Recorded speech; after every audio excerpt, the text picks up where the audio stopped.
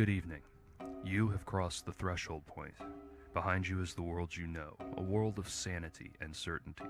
Before you now is the vast, uncharted wilderness of the mind. In this blackened realm of hungry beasts and swirling specters, you will walk across floors of shattered glass and stumble into serrated edges. You will be vivisected by ferocious machines and probed by cybernetic inquisitors. Here is the brutal chaos of the imagination, the wondrous worlds and limitless prisons of the psyche. You are in here with us now. Welcome to Dark Therapy. Mother's Eyes by Jordan Owen, copyright 2014, all rights reserved. The strip of duct tape that Kylie had pulled over the mechanical latch of the school's back door was undisturbed when she arrived at midnight, and the blue-painted iron slab opened effortlessly. There would be no alarms, no guards, no security cameras. The budget cuts had taken care of that. Still, Kylie entered Fairmont High with the secreted reverence she assumed was known only to skilled cat burglars.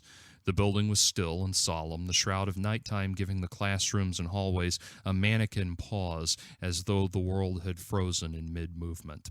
She cast the beam of her flashlight up one corridor and down another, its pale funnel of illumination catching the metal glint of the lockers and the dull reflective shimmer of the floor tiles. She prowled the halls with delicate precision, the squeaky thud of her sneakers echoing endlessly down the passages. The glass trophy case rattled quietly as she passed, its colony of tiny gladiators stoic atop their podiums, as though they were the coma-bound ghosts of triumphant memories. Their stillness seemed to underscore the silent chapel that was the school at night. Kylie arrived at the door into the walk-in closet-sized room where the electronic test scanner was kept and crouched in front of the door. Dropping her backpack to the floor, she took out a straightened paper clip and a tension wrench, which she inserted into the lock. She'd been practicing all week on picking the locks in her house, and this one was no challenge. The sound of the deadbolt crashed through the silent corridors, and she opened the door. Inside the tiny chamber was a countertop covered with stacks of government-issued multiple-choice tests. Kylie held the flashlight between her chin and shoulder as she moved the stacks, finally coming to one from Miss Myron's homeroom, where she'd sat for 3 hours that morning and taken the third in an ongoing series of standardized tests. She found her answer sheet, pulled it out of the bunch, and laid it down on the counter, then took out her phone, cycling through the pictures in the camera app until she found the shot she'd taken of the test paper moments after completing it. Kylie laid down the phone next to her paper and began to compare the photo with the page. There was no question that it was her paper. Her signature filled the letter boxes across the top of the page along with her student ID number. But the answers were different. The photograph showed question 1, A. The paper showed D. The photo showed B for question 2. The paper showed C. And so on down the page. These were not the answers she'd given this morning. Every single one had been changed. She brought the flashlight down close to the page and saw no eraser marks or evidence of tampering. The slow decline in grades at Fairmont High had first been noticed some 10 years ago, though analysts believed it had started much earlier. Some 30 years ago, in the early 1980s, the worst students, those who did little more than guess at answers on a test, started going from Fs in the range of 45 points to flat zeros. Few noticed, despite the long odds, that the 20-some-odd delinquents could all fail to guess even one answer correctly. Then, in the early 90s, the D and C students began to slip. By the end of the century, the top scorers in the school were turning in B-pluses at best. Now, another decade on, the school teetered on the verge of losing its accreditation as the best students had high Ds. Kylie's mother, Joni, had been a student at Fairmont in the late 70s when it was an outstanding school with high standards. The decline in the quality of the school had not worried Joni, as her first son, Kylie's brother, Anthony, had entered the mid-90s and attained only Bs despite his best efforts. He'd skimmed by and gotten into a state school, though without any hope of a scholarship, he'd been forced to take out massive student loans. Kylie had finished her middle school years at the top of the honor roll and intended to maintain that trend in high school. Within the first 2 weeks of her freshman year, the time had come for her first test, a math test that reviewed basic skills, and she'd gotten a 64. Devastated, she'd gone to the teacher and tried to explain that she knew 9 times 5 was 45, etc., etc. The teacher had spat back that if she knew it, she should have put it on the test. It had been the first moment in which Kylie felt the bitter detachment of the teachers and the students. No longer lost in the singular focus of her own ambitions, Kylie had looked around her at the zombie coma that had infected the populace of Fairpoint and realized that there was none of the lush vitality that she'd expected from her high school experience. Instead, there was a sense of fatigued resignation among adult and youth alike, as if each step were being made through gallons of molasses. Homework was much the same. Essays came back rife with factual and grammatical problems, and oral reports were given with consistently incorrect information. After a night of preparing her speech in front of a mirror, Kylie had spoken at length about Abraham Lincoln, the West African ivory hunter who single-handedly claimed Libya for the Russians. When she'd finished, she returned to her desk where she felt as if a fog had lifted, and she sat mortified at the memory of what she'd said. When Kylie had received that first test paper and looked at the wrong answers that were clearly written in her handwriting, she'd refused to accept that it was reality. It had been a cold and angry conviction that had driven her to this very moment a year later. She was not a special needs child. She had no learning disabilities. She knew that her test papers were being handed in with correct answers and coming back with different wrong answers, and she wanted to know why. "Hey," came a sudden but soft voice. Kylie dropped the flashlight in a gasp of motion, and its beam fell across the figure in the doorway. She was on the floor in an instant and found the light, which now focused on a pair of Converse All-Stars. The shaft of light followed up the shape as she stood, and the ray of illumination fell on the face of a boy about her age. His face, though framed by the abstract curvature of light and shadow, was the kind of warm face that smiled outward from the record jackets of 1960s rock albums. There was a polite mirth to the face that seemed at odds with the ominous darkness all around him. She noticed that he hadn't bothered to turn on the lights. "Who are you?" she stammered, the flashlight wavering on his kind face, sending golden streaks across his auburn hair. "Kurt Eldon," he replied. "Kylie Carter," she added, carefully shaking the hand he offered. "That's a nice name," he said. The words felt odd. He wasn't flirting. He just seemed to enjoy the sound of the name itself with no ulterior motive. "So, what are you doing here?" she stammered, running her hands through her hair involuntarily. "I like to stroll through the school at night. It's quiet, calm, and I like the stillness of it. You still haven't told me what you're doing here, though," he added, turning and strolling back into the hall. Kylie followed reflexively. "I'm looking at the test papers. I want to find out what's going on once and for all." "What do you want to study in college?" he asked as they sauntered down the halls. She wasn't sure if he'd heard her or not, though he seemed genuinely interested. She realized that it had been a long time since she'd thought about what she wanted her future to be. Lately, she'd just been worried about having a future at all. "I want to study journalism," she replied finally, culling the conviction up from the depths of her frazzled memory. "That's what I want to study too," he replied, smiling vivaciously again. "Who's your English teacher?" she asked. The flashlight hung forgotten in her right hand as she stared at him in the moonlight that poured in through the windows. "Mr. Britton," he replied. "I had him last year. He's great." "He sure is." In the course of their chatting, Kylie forgot her original reason for being in the school at all.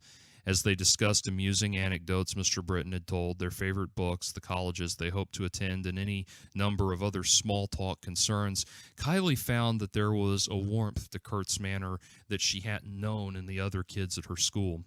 She wondered how she could have missed him before. When they returned to the door where Kurt had first introduced himself, Kylie felt as though she were being dropped off at her front door after a date. "This was fun," said Kurt. "Let's do it again. Next Friday, right here." Kylie was once more reminded of how he seemed to be saying this in genuine celebration of the moment itself, not simply hinting that he'd like to see her again. "Okay, yeah, sure," she replied. He turned and padded off down the hall, his steps becoming silent as he went. The feeling of being alone returned to Kylie in a great, shivering rush. The weekend passed in quiet meditation on the thought of the new boy she'd met, and come Monday, Kylie wandered the halls, hoping to catch sight of him in the press of students, searching for the pleasant warmth of his David Cassidy eyes and his Tobey Maguire smile. No matter where she looked in the school, she couldn't find Kurt, but somehow in his absence, the shafts of sunlight from windows seemed sharper, as though it had been more finely tuned than ever before. She felt more keenly aware of the deadness of the students around her, as though she bore the sole lantern in the depths of a fetid crypt. Kylie's boyfriend Jimmy noticed a change in her as they drove to school Monday morning in his pickup truck. Normally, they rode in silence, having arrived after 3 years of dating at the kind of ennui normally reserved for elderly couples. Jimmy was a tall, gaunt boy that played baseball, or would have if the budget cuts hadn't cost Fairmont High its athletics department. Instead, he met 11 other boys at school at the baseball diamond of a public park, where they ran through the motions of practicing for a baseball season that never came. Jimmy had asked Kylie what she was thinking as she stared out the window, not with resignation, but with a sense of dreamy contentment. She heard a twinge of jealous suspicion in his voice. There was a time when a boy like Jimmy would have looked forward to playing ball in college, possibly being scouted by a professional agent, and going on to major in economics. Now the closest thing to the management fast track he could hope for was shift supervisor at the local hardware store. Kylie brushed off the inquiry, though she knew that he wasn't the only curious onlooker. The radiance of her contemplations was obvious in the way she smiled a bit too broadly at seeing friends, or laughing a bit too hard at their jokes. "What is up with you?" asked Becky, one half of Nat and Becky, her two best friends. They sat at the far end of one of the tables that lined the acrid-smelling lunchroom. Nat was a cheerful string bean of a girl that would have been on the honor roll at a normal school. Becky was a reserved girl that was more popular than she should have been because she got her breasts early and they were larger than most her age. "Nothing," she said, smiling distantly into her tuna sandwich. "That means it's a boy," said Nat with a faux teasing tone. "Who is he?" asked Becky, as if she and Nat were the same person in the conversation. "His name's Kurt," Kylie finally replied, knowing that she couldn't drag it out any longer. "Kurt Cunningham?" asked Becky. Kylie shook her head, and her two friends rattled off the surnames of the other 4 boys named Kurt that they knew of. "Kurt Eldon," Kylie said, taking a bite of the sandwich that now felt like a stage prop. Nat and Becky shared a puzzled glance. "Never heard of him," Nat said for both of them. Kylie wanted to ask that her friends keep the crush a secret, but knew, like all school children, that such a request was really a coded command to disseminate the secret knowledge as quickly as possible. She changed the subject as best she could, shifting to innocuous chatter until the lunch bell mercifully rang. The rest of the week ticked by, and when Friday finally came around, Kylie hopped on her bike and pedaled down to the blackened streets towards the school, the headlights of each passing car gaping at her as though looking on in abject horror at the evening's transgression. Her heart beat faster as she arrived at the school, but the adrenaline rush subsided as she hid her bike behind the school and snuck in through the same back entrance. Kurt was just inside the rear lobby and greeted her with the same smile that she'd hungered for since their last encounter. She drank in deep his warmth and welcomed the hug he gave her and the enveloping abandon of his arms. "It's good to see you," he said, as though seeing her were the joyous focal point of life itself. "Come on, I want to show you something." He took her by the hand and led her down one corridor after another until they arrived at a side entrance to the auditorium. Through the dust-sullen wings of the stage and past the ropes and pulleys of the curtain machinery, he drew her into the darkness that filled her eyes and stopped abruptly, opening into the soft light from a row of bulbs in a warm costume closet. The closet was piled high with the flamboyant wardrobes of a quarter-century spring musicals, the flowing silk robes of the king and I finding common ground with the regal naval uniforms of the pirates of Penzance and the lightly threaded petticoats of Oklahoma. All of the piles of costumes surrounded a dressing room mirror before which sat a record player, the kind from the 70s with the speaker built into the bottom of the unit. "Close the door and have a seat," said Kurt, dropping weightlessly into one of the piles of clothes. Kylie was hesitant at first, but followed through with pleasant mirth when she watched Kurt's carefree fall. She sat next to him on a pile of clothes and watched as he flipped through a set of vinyl records that leaned against the black-painted wall. He finally arrived at one, "The Shape of Jazz to Come" by Ornette Coleman. "This is the perfect place to listen to music," Kurt explained as he set the player needle. "You listen to jazz?" "Not really," said Kylie, trying to make the words carry the implication of, "but I'd listen to anything to be here with you." The music began, and the quirky, contemplative ambience of Lonely Woman began to dance around the room, cascading across the rainbow expanse of costumes and washing into her ears in shimmering golden bands of meditative majesty.